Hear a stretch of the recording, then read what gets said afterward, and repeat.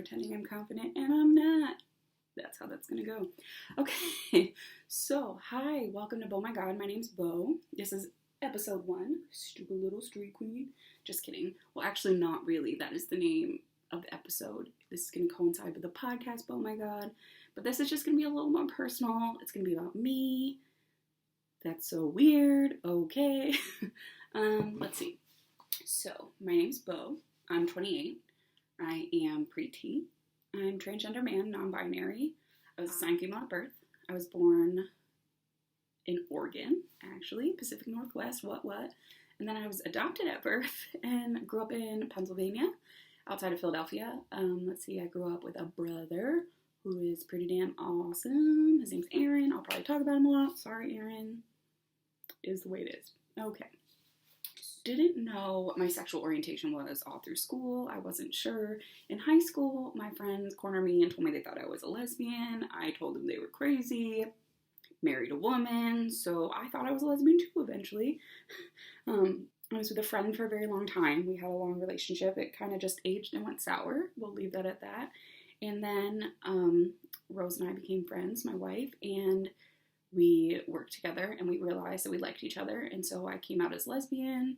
And I had always known that I was attracted to women. I just thought that it was bad, which I'm sure a lot of you, I can't say that. I'm sure some of you have felt as well. But for me, it was just really, really hard. I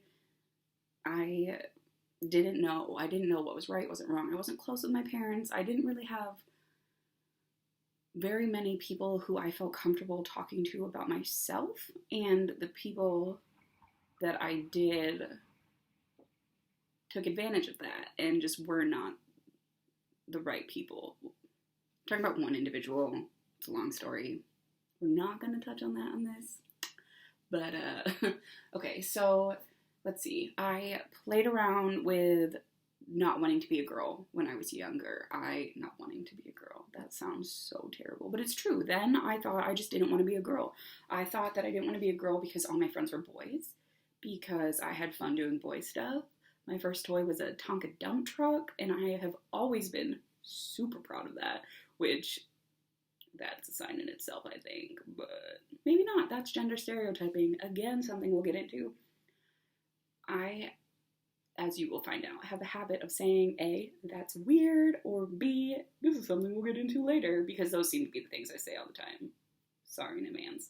So, in 2015, my wife and I started dating. I asked her to go out with me. She said yes, and then the next day said no. Right? But still kissed me in the same day that she said no and said, we'll figure it out. We were, for hindsight. So this was in Pennsylvania, and the next week she was going back to school in Massachusetts, and a few weeks later I was going back to grad school in Florida. So, take it as you will. And then we hung out in Vermont with my family on a trip, and I told her, I said, hey, just so you know, like, whenever you're ready for this is waiting for you, and it's not going anywhere. And she said, I'm ready, and we have been stuck at the hip ever since. We dated long distance for many years. We dated long distance for like a year. It felt like many years, but actually it felt like a whole decade. It was terrible. We were back and forth all the time. People that have dated long distance, it's also very common in the queer community because it's hard to find other people, and it's hard to find people that are open and confident and willing. And where do you find people, and what do you like, and how do you figure all this out when you have no representation, no help? You just don't understand these things. Then in hindsight you do, but hey, what are you gonna do, right? So in 2015, I knew I wanted to marry my wife already. It was just like, I knew the day that we went on our first date that she was it, but it obviously does not always work that way. So we dated long distance. We ended up both moving back to Pennsylvania, moved in together, got a place together eventually, and we got engaged in 2016. Picture right there. I proposed to Rose first. It was really cute, really funny story. I'm gonna save this for our combined vlog because it's better to tell the story together, but that's another funny story we'll have for you. And we got married in 2018. It was wonderful. All of our family and friends were there, and it was beautiful. It was beautiful. And then we got married at the end of April 2018, went on our honeymoon right away, spent a week in California. It was amazing. We had so much fun. Got back, got a call from my now employer that was like, hey, we have an internship in Seattle. I know you live in Pennsylvania, but do you have any interest in applying or in this interview? And I was like, hell yeah, I would love this. This would be amazing. So cool. And then I was like, wait, actually, Seattle's 3,000 miles away. I've never been there. I don't know anyone there. That's a lie. I had one cousin that lived here. He doesn't live here anymore. But that was it. That's all I knew here was my cousin and his wife. And that's, yeah. So I very fortunately got the opportunity. And we went out on a limb because this is what I was going to school for, and I was really excited for it, and decided, you know what, yeah, we just got married, but I'm going to move by myself across the country for the summer, and have an internship, and see how it goes. And I did, and it was the best thing I ever did, because Seattle is I don't even know what to say. It's just like, both of us know we belong here, and we love it, and it's amazing. One thing you will learn throughout this is that I just have this immense love for Seattle, and yeah. So we ended up moving out here. I ended up getting a job after the internship. We moved out here December of 2018 and January 2019, and we have been in this same apartment ever since. Here we are, July 2020. What? Signed another lease. We'll be here for another year, and then hopefully we'll get a home. Maybe. We'll find out. Quarantine 2020, we never know.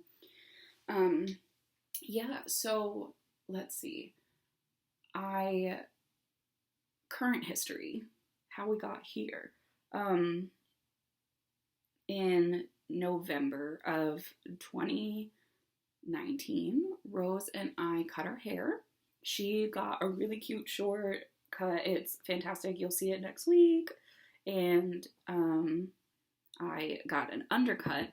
My hair was like down to here, very long, very blonde, little ombre-ish, a little grown out, but it was very feminine. And it was down to here. And I cut it to here and did a complete undercut. And we came home, and later that night we got into bed, and I was just like playing with the shave part under my head, and I just started bawling. I can't tell you why. I can't tell you. Let me step up. At that moment, I couldn't tell you why. I couldn't tell you what was going on. I couldn't tell you what I was feeling. I couldn't tell you what those emotions are, but it was very much, it felt very negative. It felt very uncomfortable. I felt like something was wrong, but at the same time, something was so eerily familiar, and I couldn't figure out what it was. And I just kept playing with my hair, and Rose wasn't sure. She just describes that time period as me being very scared. And it soon came to unwrap that I realized that I was non-binary, and just realized how many masculine qualities I had, and I loved and I appreciated, but that I didn't get to share of myself. And so then we just started exploring it, and it was just kind of something we talked about privately and secretly. And then we went home in January, and I hid it, talked to our friends about it, our very, very close friends, but like, we didn't even tell anyone we went home in January. Only our parents knew. We spent some time with them, then we left. We went to Boston on a trip with friends and my brother and his girlfriend, and then we went home for like a couple days. But we didn't tell anyone we were there. We didn't see anyone. There was a lot going on. We just wanted to see our family and get out. Came back here and just started to realize that this was like, I did not want to hide this. And so I started talking to those really close friends that I talked about being non-binary. And I was like, you know what? On the non-binary spectrum, so gender, right? Gender expression, gender identity, they're spectrums.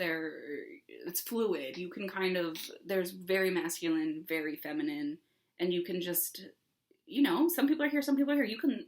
You can tell. Or you know how you feel sometimes about how masculine or feminine you are. Of course, there's like the perpetuated gender stereotypes. I'm not talking about that. I'm not talking about like who takes out the trash, who makes the bed. No, that's ridiculous. But talking about like the way you like to present yourself, the way you like to dress, the way you like to sound, the way you want your body to look, the way there's so many things, and we will totally get into this, but this is not all for today. Today's an introduction. So let's see. All of this understanding ended up transitioning into me talking to my very close friends and saying, you know what, on this non-binary scale, I know I can't chop off the female end. I know that there's part of me that just like inherently will always be female. I don't want to be just a regular old white man. I'm sorry if that offends you, but that offends me to be put in that category. So I can never fully remove the female from my identity, but in this sweep, I definitely sit pretty pretty masculine, pretty male. She, her pronouns have started to make me feel bad. I've never, ever really my name has never sat well with me. I didn't like it. I've had numerous nicknames. I went by Ace forever, very gender neutral nickname, and yeah, it just, I'm not going to dead name myself. If you know, you know. If you don't, you don't. It's something that doesn't even need to come up. Beau works. Call me Beau. Thank you. But yeah, so we're just in this new discovery of learning and becoming and transitioning, and there's so many new things on the horizon and so many exciting new options and ideas and feelings, and I'm excited to experience them all, and I'm excited to share them all with you, and I'm excited for us all to learn. Like, please tune into the podcast this week. Oh my God, episode 1, Stupid Little Street Queen. We're going to talk about Marsha P. Johnson, the mother of the OG original queer revolution. And you don't miss it because I worked really hard on this. It's very, very, you can tell I haven't done this before, but, be nice. We're all learning together. My name's Beau. I'm 28, almost 29. I'm a trans man, non-binary, NB, ENBY. For those who have seen that term, NB, non-binary, we are going to get into so many terms. We're going to get into definitions. We're going to talk about history. We're going to talk about culture. We're going to talk about resources. We're going to talk about representation. We're going to talk about celebrities. We're going to talk about what all of this means, and what all this means to me, and what all this means to you, and what all we all should know. But for episode 1, first little tidbit, here I am, here's my history. Welcome. Oh my God, episode 1.